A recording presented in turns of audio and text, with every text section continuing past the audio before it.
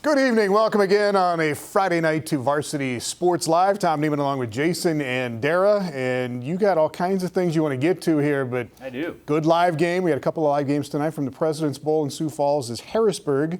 Number one, Harrisburg gets by Sioux Falls Lincoln 35-27. That was a challenge, and that just shows how much fun 11 AAA is going to be this year, because in a week that I really thought Harrisburg would, really step their foot down and show that they're number one, Lincoln says, hey, we can play too. And I think there's a lot of teams in 11 AAA that can play, and that's just going to be how the rest of the season goes. All right, let's get to the scoreboard and start with the South Dakota big schools. And again, let's go to the North Dakota scores.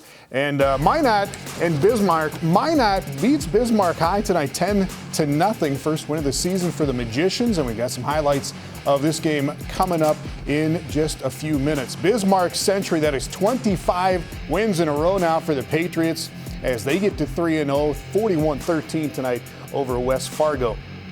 Great game in West Fargo as well. Sheyenne hangs on, comes back, and scores late to beat Shanley 36-29. So Sheyenne gets to 3-0. I can't wait to see the highlights of that one. Shanley has really impressed me this year by how they played, and then how closely they played against the Mustangs tonight. That's going to be fun to see the highlights of that one. Highlights as well from Davies and Bismarck Legacy as Davies gets to 2-1, 27-7 final in that one tonight. Mandan is off to a 3-0 start. The Braves 47-6 tonight over Williston. Dickinson gets its first win, knocks off Fargo North 35-21. Bit of a surprise there. In 11A, Jandy, 28-14, Grand Forks Central, its first win of the season as they beat Wahpeton. We've got highlights of that game coming up a little later, as well as Jamestown. Jamestown gets to 3-0 as they knock off St. Mary's, who had come in 2-0 to that one. A couple number ones going down tonight in North Dakota, and we'll get to South Dakota as well, where one of those went down. 11B, the Squirrels are 4-0, Jandy, 30-0 tonight over Oaks. Kindred all over Edgeley Cullum tonight, 62-12. So Kindred is now 2-1 on the season, or 3-1 on the season. Lisbon on top of Linton-HMB, 34-12. Lisbon gets to 3-1. Harvey Wells County knocks off Thompson, 44-28. So Harvey Wells County now 3-1 for the Hornets halfway through the season. Hillsborough Central Valley 3-1 after a 42-0 win tonight over Northern Cass. No report yet on on Park River. Delax Burlington did beat Rugby tonight, I believe was the final there. I've got Langdon area with a 34-0 win over Park River, by the way. And these scores with Delax Burlington taking the win, and then Beulah. There we go. That's back on track for tonight as Beulah beats Hart River 17-0. Beulah gets to 4-0. And in 9-man football in North Dakota, Wyndmere Lingerwood over Enderlin Maple Valley 28-8. Cavalier, the Tornadoes are 4-0 now after a 54-0 win tonight, and a couple other 9-man finals. New Salem Almont, the Holsteins get to 4-0. Highlights of this game coming up as they beat South Border, first loss of the season for South Border, and Surrey over Mulhall, Lansford, Sherwood this evening. 9-man football in North Dakota is alive and well. A lot of good teams in that class. South Dakota finals, as mentioned, Harrisburg over Sioux Falls Lincoln. We'll take another peek at this one. Harrisburg gets to 3-0. First loss for the Patriots as they are now 2-1. Lots of games still on Saturday this weekend, Jandy, including Brandon Valley and Roosevelt and O'Gorman and Washington. Those two will be fantastic games. It doesn't matter what the records or the rankings are. I think those are going to be real fun to watch. Live game we had tonight as well. Both quarterbacks were great in this one. Jensen for Stevens and Talon Ashley for Jefferson, both over 300 yards, 4 touchdowns. And we will take a peek back at that one as Jefferson wins it 48-32. Rapid City Central gets its first win of the year, 27-0 tonight over Douglas. Highlights of that one coming up in a moment. T-Area and Huron will play for the first time, and we'll play on Saturday in Huron. Pierre and Sturgis as well on Saturday, and Aberdeen Central and Mitchell going at it on Saturday as well. Aberdeen Central 2-0 going into that one. Yankton all over Spearfish tonight, 58-0. The Bucks get to 2-1.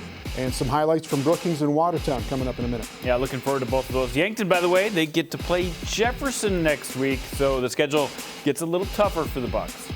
And 11A, Canton and Custer will play on Saturday as well. Canton All these 2-0. number one teams are playing on Saturday. Why is everybody playing on Saturday is my question. It's open, man. It's referee shortage is part of it. All right. Madison, Vermillion. This was a good matchup in 11A. We got some highlights from Vermillion. Is Nate Rickey, big night for the Bulldogs as they win 37-26. Sioux Falls Christian is 3-0, Jandy. A win over Tri-Valley tonight. Highlights coming up from that one. Winner in 11B and St. Thomas More. This will be an interesting matchup on Saturday as well. Another number one team playing on Saturday with Winner. Should be fun. Jim River was at Woonsocket, Westington Springs, Sanborn Central tonight. The Trappers, the old Scotland Menno combo there, 45-6. Woonsocket takes that one. First loss of the history for Jim River. For the Trappers, that's right. Howard over Chester. Both these teams were 3-0 coming into this one. And we'll have some highlights coming up as Howard wins it 26-8. Platte-Geddes was the number one team in 9AA, Jandy. What happened here? Yeah, they threw 6 interceptions. It's pretty tough to win a game when you throw that many interceptions. But I clipped a few highlights off so we can see exactly how Parkston got this thing done. And the Eagles of Wall get to 4-0 after they beat Phillip tonight 48-18. Yeah, and that was close early on. And this is a good measuring stick for Wall because they've been ranked, they've had some good teams, but this is one of the tougher games in their schedule, and they still got a 30-point win. All right, South Dakota highlights coming up here in about 15 or 20 minutes or so, depending on how long we take to go through North Dakota. And we had a live game as well tonight in North Dakota. Minot at Bismarck, and this turned out to be a really good game as well. Not a lot of scoring, but let's get up to our guys who had the call tonight, Jody Norstedt and Brian Sean. Thanks, guys. Homecoming night spoiled here in Bismarck as Minot is able to get the 10-0 victory. The Magicians snapping a 7-game losing streak to the Demons in this series as we take a look back at the highlights of this one. And it was a quiet offensive start for both these two teams in Minot and Bismarck High. Here's Caden Fisher jumping out, throwing it to Brock Fettig.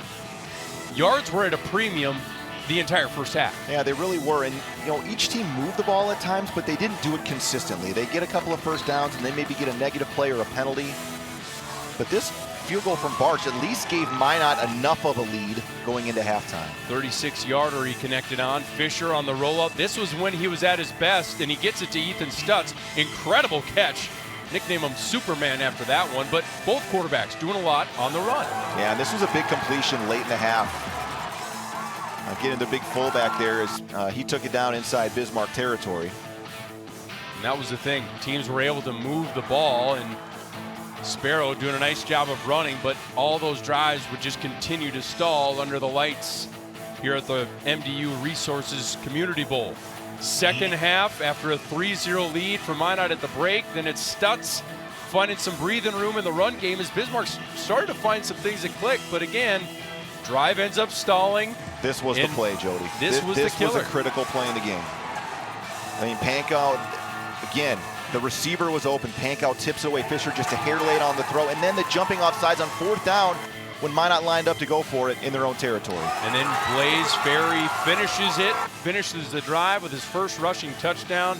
They get the defensive stop at the end to shut out Bismarck, guys, for the first time since they got shut out against West Fargo in 2017, just the second time in 10 years. Here's what Mr. Ferry, the game's lone touchdown scorer, had to say after the game. We were able to get it done because we knew what we wanted to do. We were not worried about any of the stipulations about whether we're going to win or lose or not. We just knew we had to play our best football, and we got it done. What did it feel like to finally punch it in and get the game-winning touchdown? It felt great. I'm not really sure what to say, but it was great. It was a great feeling, just being around my teammates and everything. It does feel great. That's why we love this show. Yeah, Minot gets the win tonight. And again, Bismarck without Isaiah Hoos, their unbelievably good running back, who's out now with a calf injury for the rest of the year. But still, Minot hands the shutout to Bismarck tonight, 10-0 the final. And the first shutout for the Demons, as the guys said, since 2017. All right, with those guys in Bismarck, highlights coming from us, Jandy. West Fargo and Century. Century on a 24-game win streak, and they would drive to the 2. The Patriots give it to Peyton Arndt for the first touchdown. 7-0 Century. Still second quarter here. The Patriots driving again. Brady Dahl on the quarterback keeper. and it's 14-0. Century's O-line got him inside the 10 again. They give it to Trevor Reagan, 8-yard touchdown run. It's 20-0 Century with a couple minutes to go in the half. But when you got Carson Hagerly, you got a chance to score. Peyton Jancy goes big. Hagerly hauls it in to the 1-yard line, and then a couple plays later, right before the half, Jancy to Hagerly, who is wide open, gets the Packers on the board, but Century rolls again, 25 in a row for the Patriots, 41-13 the final, 195 rushing yards for their 25th win in a row. Brady Dahl, 232 all-purpose yards, couple of touchdowns tonight for Bismarck Century. And their offensive line, you can see in those highlights right there, that's where Century's been winning for years, and that's the kind of winning streak that they're putting together, is because they're so dominant up front, and they just outmatched West Fargo today in the front five. And there you see Patriots at Dickinson coming up next week. This game was fabulous tonight. Shanley and West Fargo Cheyenne, they've only played each other twice before this. They split those two games. Shanley won a close game last year, and this one was really good as well. Homecoming night in West Fargo. Cheyenne up 6-0 early, but Michael Rosberg to John Gores, who takes it in for the screen. Shanley takes the lead. Next drive for the Deacons. Rosberg to Gores, and this one is going to go most of the field, 80 yards for the score, and the Deacons are up 14-6. This is why I think Shanley's in every game, because they make big plays. Every week I watch the highlights, they're going the length of the field. Moss alert right there. Caden Rohr goes over the defender to make the catch there. And then the Mustangs would punch it in a couple plays later. Josh Henricks. And it's 17-14 Shanley in the lead at halftime. Just underway in the second half. Henricks gets the rock, rumbles all the way to the end zone, gives the Mustangs back the lead. It's 20-17 Cheyenne, but that lead was short-lived. Shanley comes back. Aiden Devine with the touchdown catch and run there from Rosberg. Shanley back in front. Late in the third, James Hagan gets the ball, and he's got some wheels, 80 yards going the other way this time. And Shanley retakes the lead. It's Cheyenne retakes the lead, 28-23. Shanley with the fight, though. Devine gets the handoff, muscles it in, and it's Shanley back in the lead, 29-28. 4th and 7 here for Cheyenne. About 4 minutes left. Warkentine finds Logan Holsing there to keep the drive alive on 4th and 7. Warkentine then on the keeper, up the middle. With about 2 minutes left in the ball game, Cheyenne up 36-29. Shanley with the last chance.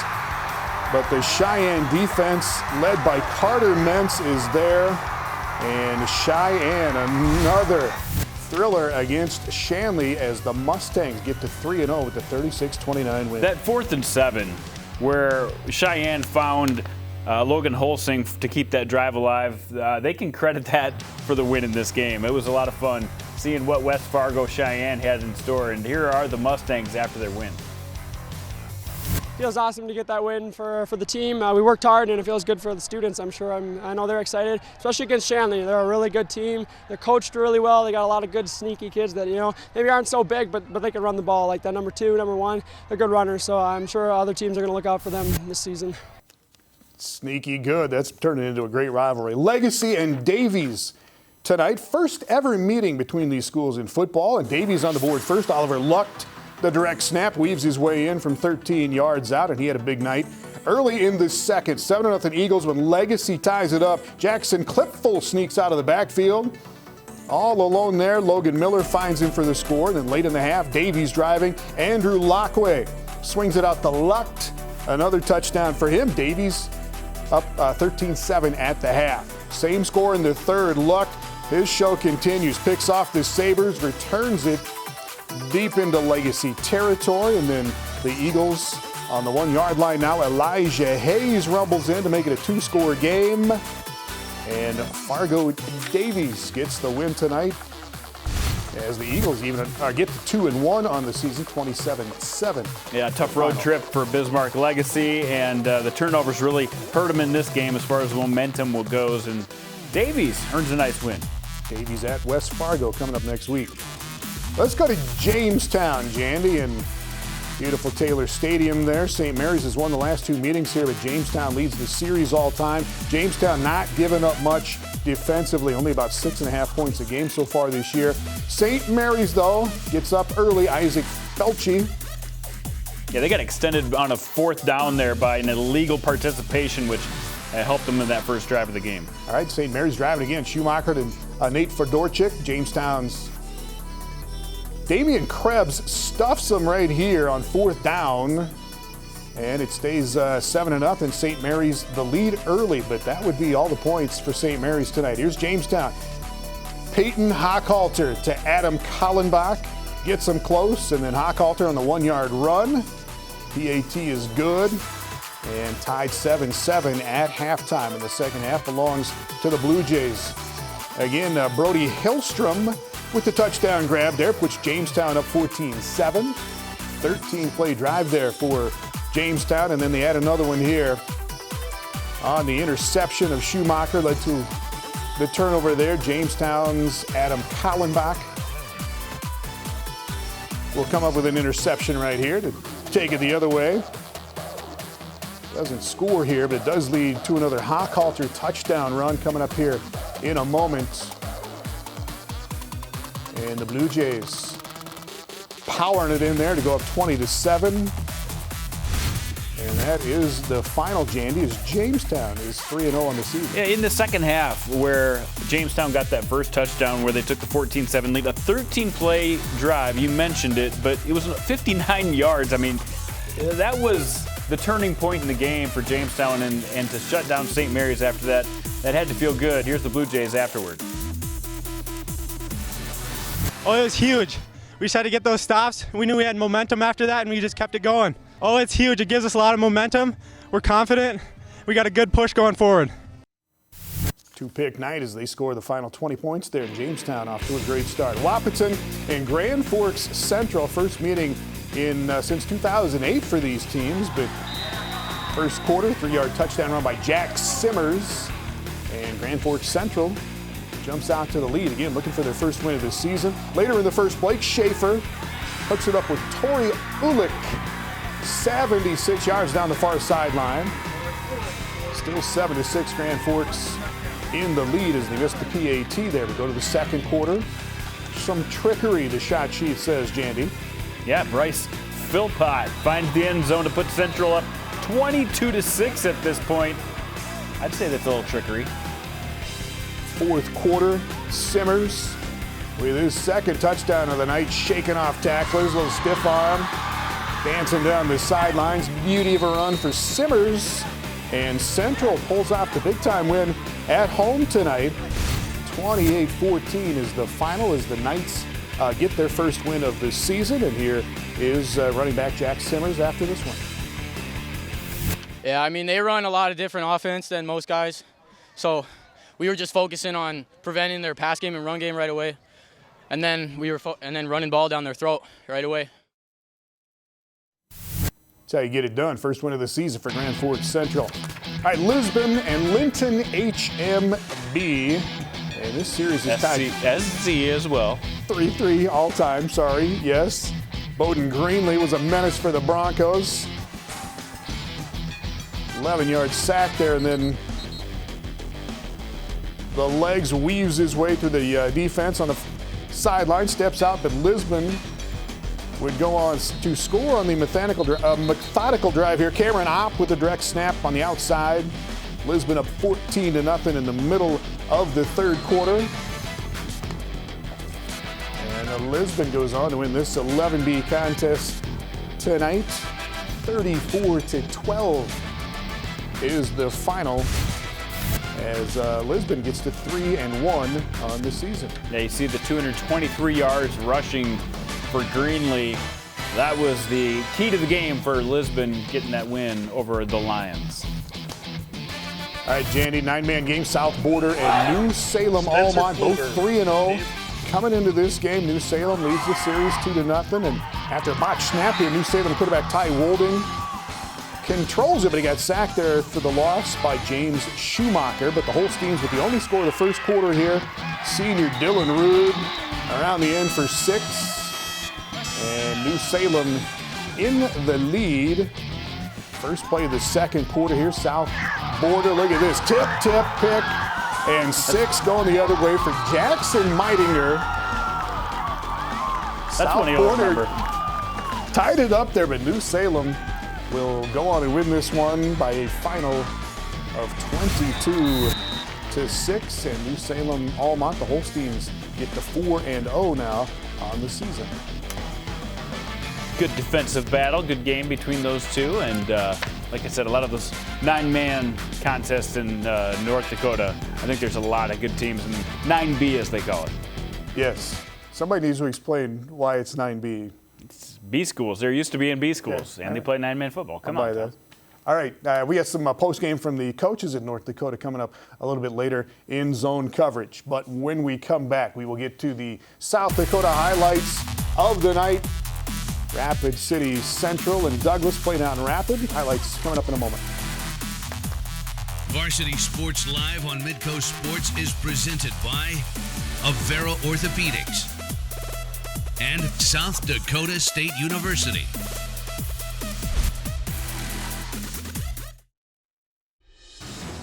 Varsity Sports Live on Midco Sports is presented by Farmers Union Insurance.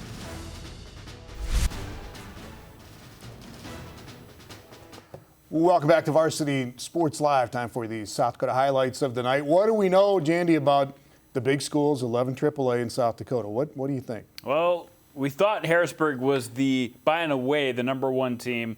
We're pretty sure Brandon's up there pretty close to them. And then after that, we had no idea. And tonight, we restructured that a little bit. We threw the tossed salad together, and I still don't think we know. I think we know we have a lot of good teams in 11 AAA.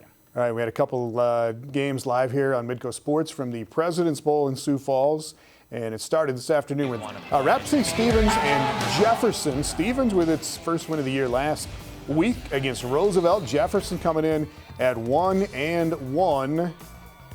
And this turned out to be a pretty good ball game, Jandy. Talon Ashley on the keeper to get things going, and he did it with his feet and with his arm all night tonight. Yeah, that was the first drive. They took it right down the field, and then one play on this drive was all it took. Jed Jensen finds Alex Troikamonen, and Troikamonen 2 consecutive weeks of huge games for him. He had 7 catches in this one.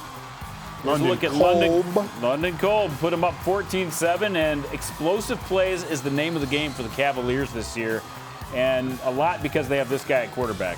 Just 14-7 at the end of the first quarter, and then Ashley, when he can't find those talented wide receivers, tucks it under, scores again on the ground. Stevens tucked a field goal in there, and then Ashley to Kolb again. Yeah, and then Wilde comes up with one as well in the end zone.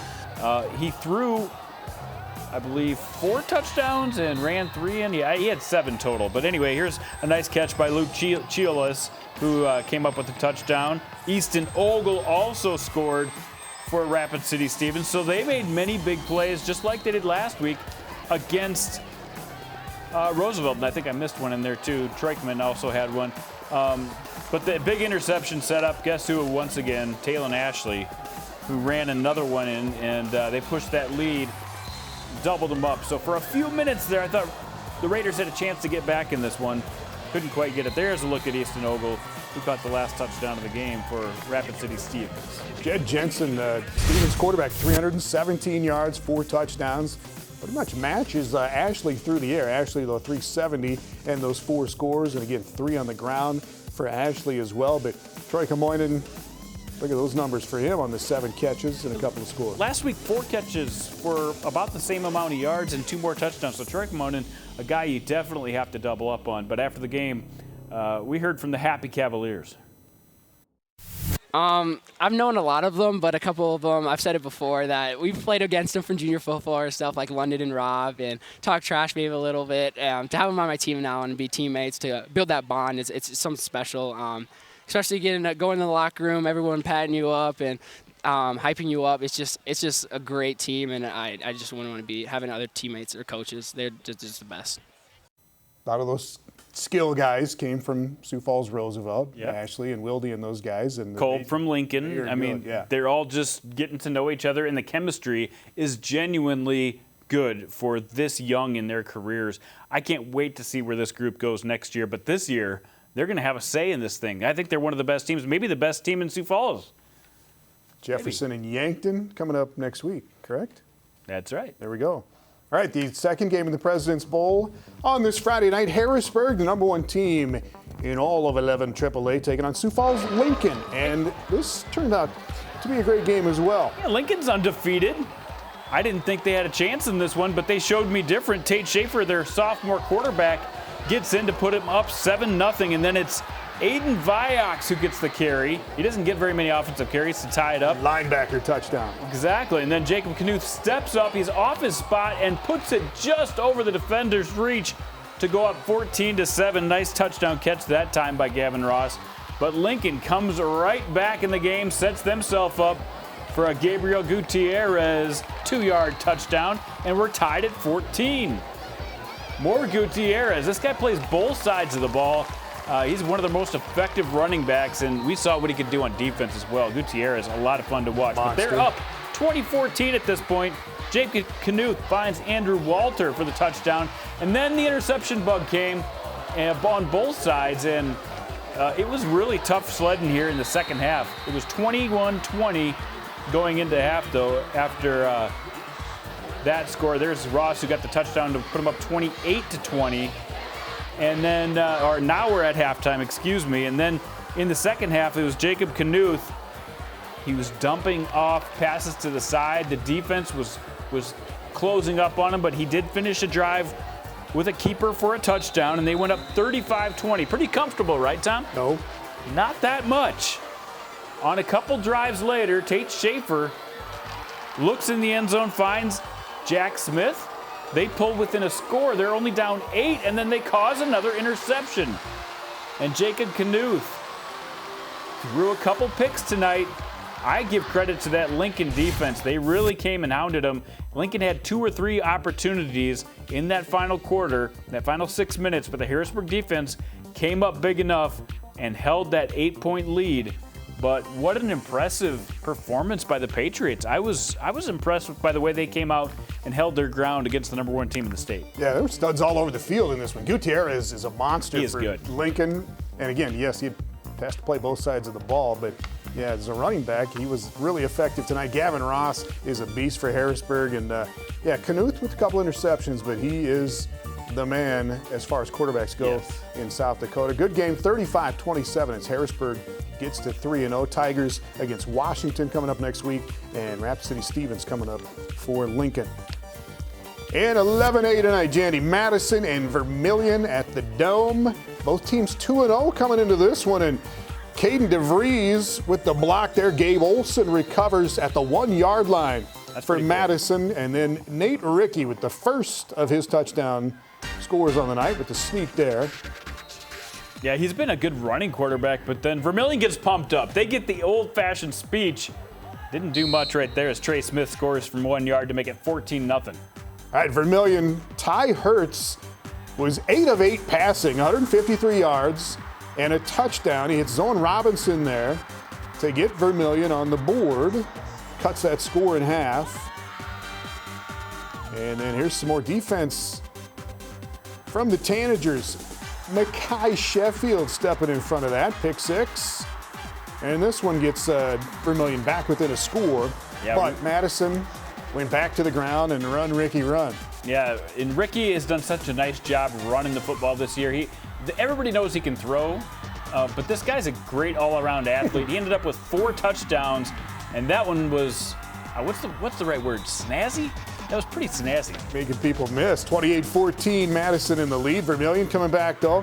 Jack Kratz with the score on the sneak there to, again, make it a 1-possession game. But Madison's Trey Smith with a field goal there to make it a 2-possession game again. And that's the way it ended up. 37-26, Madison with the win to get to 3-0. Honestly, Vermillion made this closer than I thought it would be. Vermillion has got a good squad. They've got guys who can play. Madison, who I thought maybe was the top team in this 11A class, they didn't have it easy with the Tanagers. Tough matchups coming up for both of them coming up next week with Madison at Christian and Vermillion playing at Canton. All right, let's go to Watertown tonight. home of the Arrows, teamwork, commitment, all of that. Watertown and Brookings 1-1 on the season. Watertown that last-second loss to Lincoln last week, but here we go. They get a block punt here for the home squad, but they could not get any offense going. Brookings has a great kicker, Peyton Theodosopoulos. That was from 45 yards to get the scoring going. And then Josh Devine tipping the pick. Yeah, Drew Norberg, the quarterback, had an excellent week last week. This week, they rattled him. They got him off his spot a few times, and they turned him over. Cats just needed to get close, and Theodosopoulos would knock him through, his second of the game. 6-0. Brookings in the lead at halftime, but Watertown sophomore Juven Hudson with a big gain here, kind of the bright spot in the Watertown offense tonight, but a couple of plays later, there's Josh Devine with his second pick of the game. Yeah, you mentioned Hudson. I just want to say he had another really nice run that was called back on a holding play. Just didn't go Watertown's way. Every time they had a drive, it was penalties, it was turnovers. It just wasn't going their way. Cats with their first and only touchdown of the game. That's Tyson Brandt weaving his way through. And it's 13-0 Brookings. Brandt with another pop-off right up the middle of the field there in Watertown. I think this is my new favorite class, 11AA. I think we're going to have a lot of games like this that really could go either way. And Theodosopoulos puts his third field goal into the night to take down Watertown 16-0. Yeah, this Bobcats team, we had them at the beginning of the season at number 2. They lost a game to T. We kind of forgot about them. And now they come back and beat a ranked team. Good win for the Bobcats. Yeah, Watertown and Aberdeen Central coming down to this class this year, and Brookings taking on Aberdeen Central. Get another good matchup coming up next week. Watertown will be at Huron again. Huron is playing T area coming up tomorrow night. Another 11A matchup here is Sioux Falls Christian at 2-0 taking on Tri-Valley. Jandy? Well, we watched Tayton Snyder last week kind of take over with his running game this time. Finds Jaden Whitty, and Jaden Whitty had a night. He's a guy who's setting all kinds of records for Sioux Falls Christian. He comes back, finds Carter Van Dong across the middle, and he really worked on the passing game this week because his percentage wasn't great last week. He threw a couple picks. Tonight he was much more efficient. This time finds Jaden Whitty for the touchdown. 6-0. They got the 2-point conversion to go up 8-0. Who else? Jaden Whitty. What a catch. His older brother, Zach Whitty, made a lot of catches like that for Sioux Falls Christian, but he is a spectacular-looking young player for Sioux Falls Christian. Tate Snyder running the ball. We saw him do this several times last week. He was doing it again tonight, and it's tough to guard a dual-threat quarterback, especially a guy who's connecting on passes like that. Finds, guess who? It's Jaden Whitty again for the touchdown, and they would go up 2 scores. Tri-Valley didn't have anything cooking. Give a little credit to the Sioux Falls Christian defense. Couldn't get it going running, couldn't get it going passing. That was John Skyberg, by the way, who got the interception. And then Aiden Larson recovers a fumble. So turnover game definitely favored the Chargers. There's Isaiah Young getting a late run, but tied up in the backfield. And he caused a fumble, but it wouldn't matter in this case because Sioux Falls Christian held on to that shutout and took it home on the night for another win for these Christian Chargers. Always athletes at Sioux Falls Christian. Tri-Valley's no slouch. I mean, that's a good team in 11A, but Sioux Falls Christian, as they get to 3-0, and Madison, as we just saw, got to 3-0 as well. Good matchup coming up next week between Sioux Falls Christian and Madison.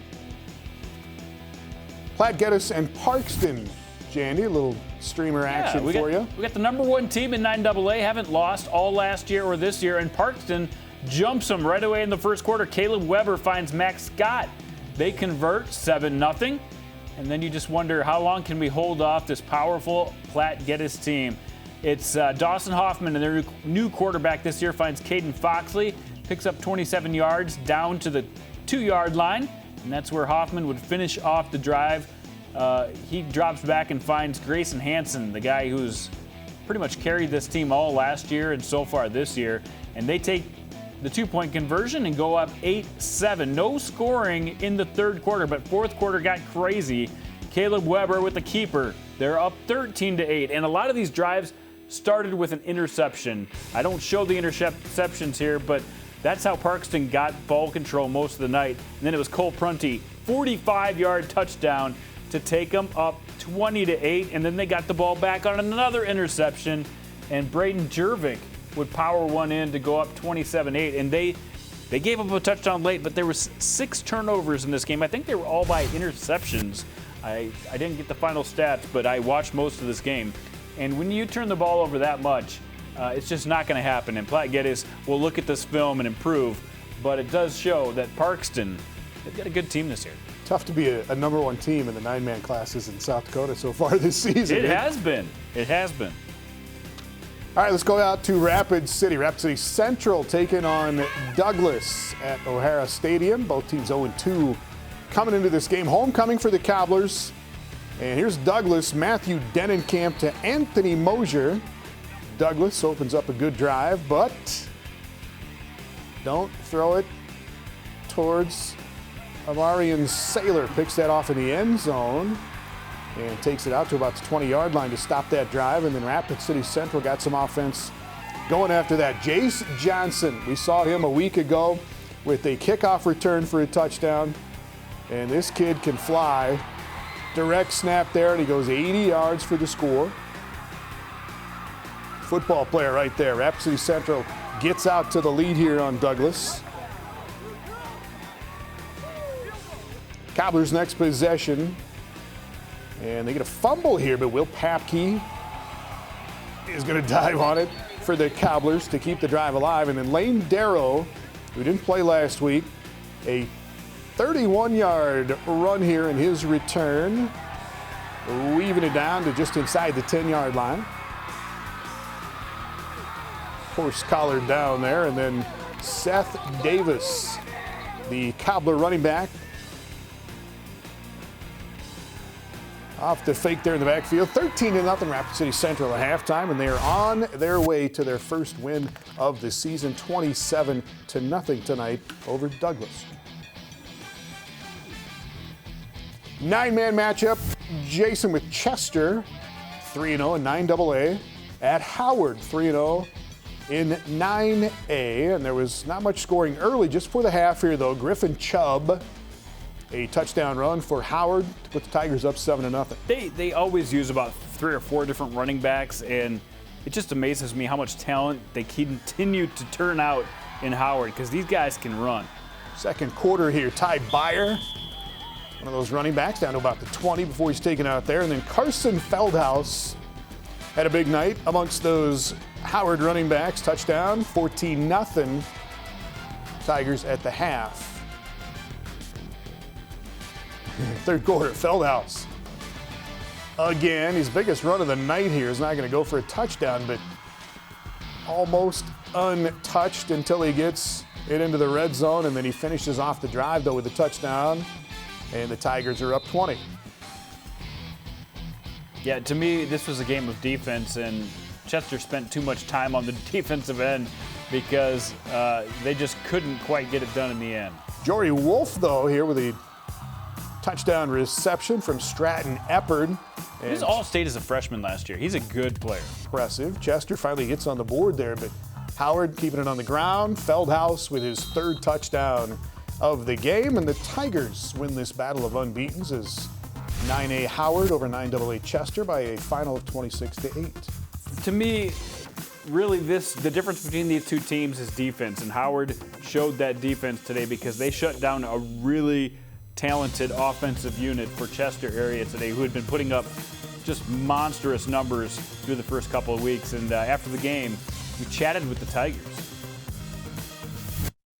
Our plan for last year, we just out physical, we were more physical than them. So our plan this game was to be more physical than them the whole game, and we kept working and just kept pounding it, just keep going. This is a big game for us. We knew they were going to be physical and a good team. They're a fast team. We knew it'd be big for our future points, so we had to go at them. They're a better team than we thought they were going to be. They're a really physical team, but we just brought it more than they did, and we just kept pounding it. And that was our whole game plan the whole week, just keep pounding them, wearing them down. One of the great players in the state there that people really might not know a whole lot about.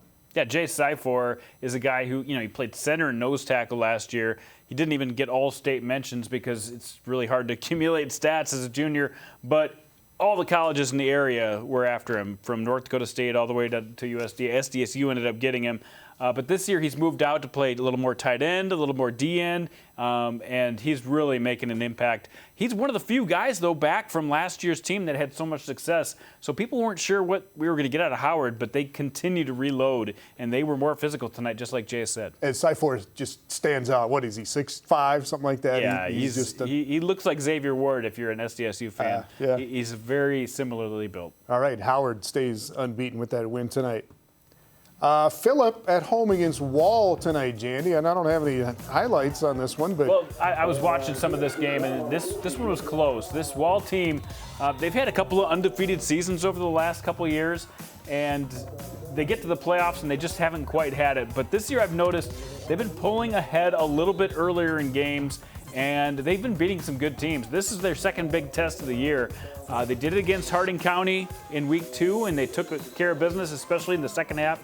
And in this game, they pulled away in the second half against an undefeated Phillip team who's got some talent themselves.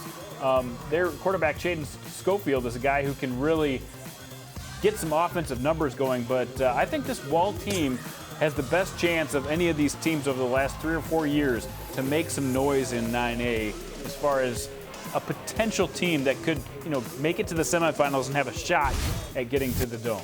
All right, 48-18 the final there as the Eagles are 4-0 halfway through the season.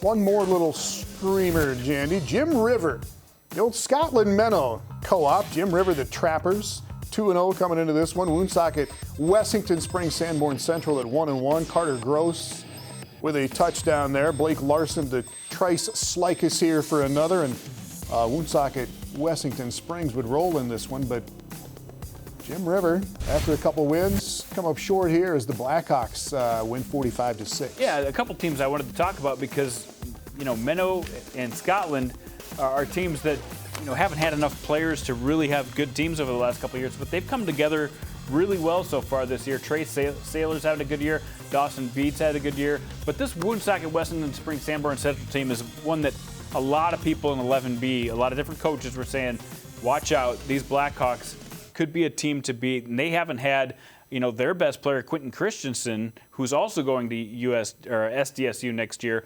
They've been holding him out because of injury concerns. He might come back here soon, and that'll give him a real boost. Their loss is to whom? To Sioux Valley. Okay. Yeah. All right. Woonsocket, Wessington Springs Sanborn Central, though, up to a 2-1 start now. When we come back, zone coverage, we will throw it around, get some coach comments from Minot and Jamestown and Sioux Falls Christian and Howard and more coming up. Varsity Sports Live on Midco Sports is presented by Avera Orthopedics and South Dakota State University.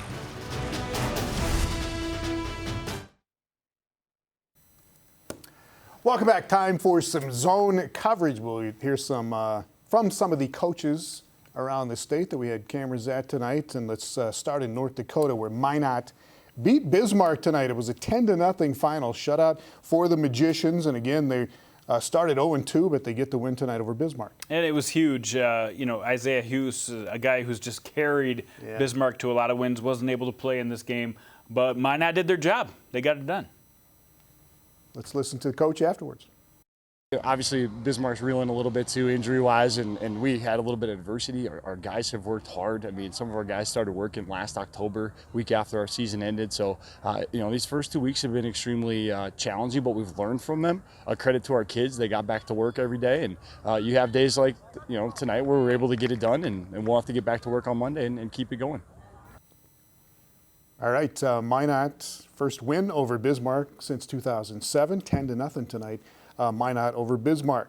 West Fargo, Sheyenne, and Shanley played a doozy tonight. Sheyenne gets the win 36-29, so the Mustangs are off to a 3-0 start now. And here's Jeremy Newton after the win for West Fargo, Cheyenne.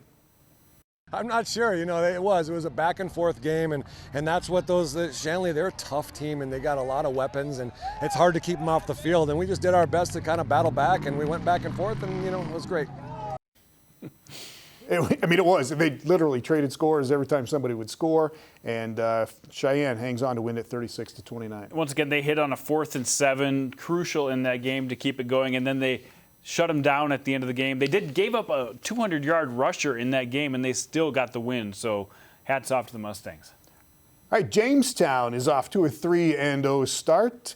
They are number 2 in their class coming into this game. They knocked off number 1 Bismarck St. Mary's tonight. Stopped a 13-game win streak that St. Mary's had going. Jamestown 20-7 tonight over St. Mary's, and here is Bill Nelson, the Jamestown head coach. Did a phenomenal job, and we've got to be able to run the ball, and we ran the ball we got outside on a couple of them. We ran a tackle pretty well. We became a better football team tonight, and the ultimate goal is every week go 1-0, and we took some definite steps and strides forward, and this is a 150% team effort. Proud of the coaches, proud of the kids. We'll enjoy this one tonight, and then tomorrow it's back to work. Right on. Going to be the number 1 team in 11A coming up this week as Jamestown gets to 3-0. Yeah, big effort, big second half effort. That's what always gets me is if you outplay a team like St. Mary in the second half, you're doing something right in the offseason and the workouts, because that is a tough ask. Jamestown allowing less than a touchdown a game through their first 3 games of the season. All right, Grand Forks Central gets its first win of the season tonight, knocked off Wahpeton 28-14. Here is Grand Forks Central coach Bill Lorenz. You know, we've got one of the top wide receivers in the state, but if we can't run the ball, we're not going to be able to showcase him much. So just happy with our offensive line, the way they performed. We were a lot better up front this week than we were last week, and I think those kids, we challenged them, and I think they took it to heart and did a great job. 28-14 tonight, Grand Forks Central over Wahpeton for the first win of the year for Central. South Dakota Jandy, let's talk about Sioux Falls Jefferson. And it's been fun to talk about Sioux Falls Jefferson, the new school in Sioux Falls this year. Weren't sure what we were going to get. Thought their quarterback, Taylor Ashley, would be outstanding. Vince Benedetto was the head coach, comes over this year, and they are off to a 2-1 start. Well, we knew they had the dynamic players. We didn't know if they'd had the line to give them enough time to make plays. For me, the line has been the star of this team. They have stepped up and done their job. They got a huge win tonight, and here's Vince Benedetto after the win. Yeah, we're starting to find our identity. I think on offense we're starting to get closer to finding our identity. Defensively we're there, but we got to build depth and just keep getting better week to week. It's really early in the season right now, but hopefully we keep improving. I think I know what their offensive identity is. Pretty good shot. Taylor Ashley throwing the ball and running the ball tonight. He threw for 4 touchdowns, ran for 3 more tonight.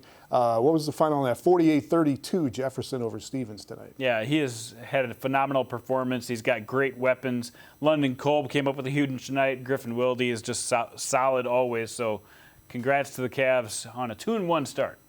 All right, we're going to go to Travis. Tell me again. Howard with a win tonight. 9-man football, Jamie. It was Howard over Chester tonight, 26-8. Howard gets to 4-0 on the season, and here is Pat Rummel, the Howard head coach. You know, it's the most physical Chester team I've seen in 10 years. They've really got after it, and for us, obviously keeping their offense off the field, we had to, game plan to ball control and get first downs and so forth, but we needed to finish drives, so I think that was important. We had to punt a few times tonight, but the important part is that we finished those drives when we got them inside the 10 and, got enough distance where we could work some clock, but they made it tough on us with what they did tonight. Like I said, they're a good football team. They're going to win a lot of football games this year. It's good when you hate punting, when you don't want to punt. Yeah, we had to punt. They made us punt a few times. But this Chester offense is explosive, so for Howard to hold them to 8 and to play a more physical game, again, hats off to the Tigers. Carson Feldhaus, 3 touchdowns tonight for Howard in their win over Chester.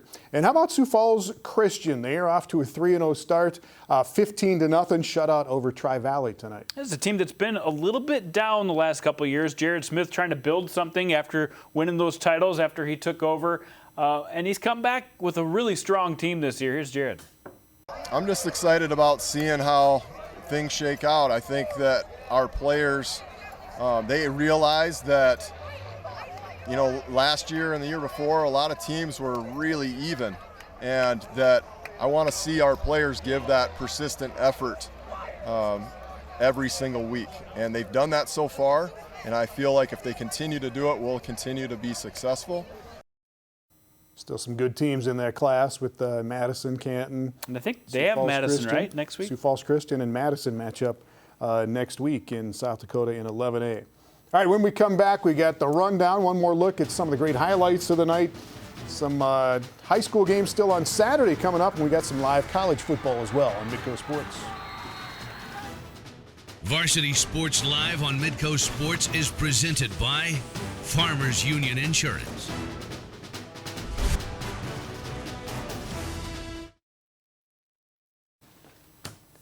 Welcome back. Final thought, Jandy, as we're about a month through the high school season. What about the number one teams in South Dakota? So only about half of them played tonight. Harrisburg snuck by with a win in 11 AAA. AA, T plays tomorrow. In A, Canton plays tomorrow. In B, Winter plays tomorrow. Platte-Geddes got their first loss in a couple years as the number one team in 9AA and 9A. DeSmet handily won over Elkton Lake Benton 50-0. And for the first time all year, a 9B number one team has stayed unbeaten. Gayville-Vollen with the win tonight. All right, lots of good games again coming up on Saturday. Roosevelt, Brandon Valley should be good. O'Gorman and Washington should be good as well. T area, the number one team in 11AA at Huron. We'll see how that goes.